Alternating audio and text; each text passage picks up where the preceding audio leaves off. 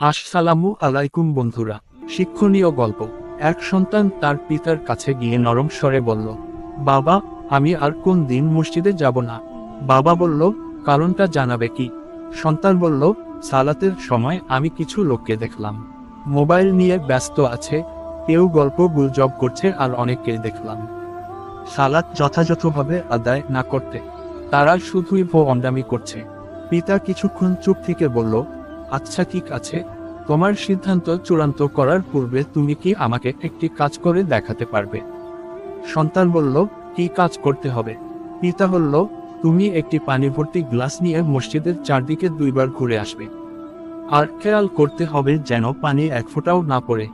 সন্তান কাজটি করতে রাজি হলো এবং কিছুক্ষণ পরে এসে বলল, আমি আপনার দেওয়া কাজ শেষ করেছি। পিতা এবার সন্তানকে 3টি প্রশ্ন করলেন। 1. তুমি কি কাউকে মসজিদে মোবাইল নিয়ে ব্যস্ত থাকতে দেখেছ? 2. তুমি কি কাউকে গল্প গুজব করতে দেখেছ বা শুনেছ? 3. তুমি কি কাউকে ভুল কোন কিছু করতে দেখেছ? সন্তান বলল, আমি পানির গ্লাসটি নিয়ে এতই ব্যস্ত ছিলাম যে কে কি করেছে তা দেখিনি, কে কি বলেছে তা শুনিনি। আমি শুধুই গ্লাস থেকে যেন পানি উপচে না পড়ে সেই দিকেই খেয়াল রেখেছি, আর এই কারণে পানি পড়েনি। পিতা বলল, এখন থেকে তুমি যখন মসজিদে যাবে তখন শুধুই সৃষ্টিকর্তার প্রতি পূর্ণ মনোযোগ দিবে, সৃষ্টির দিকে নয়।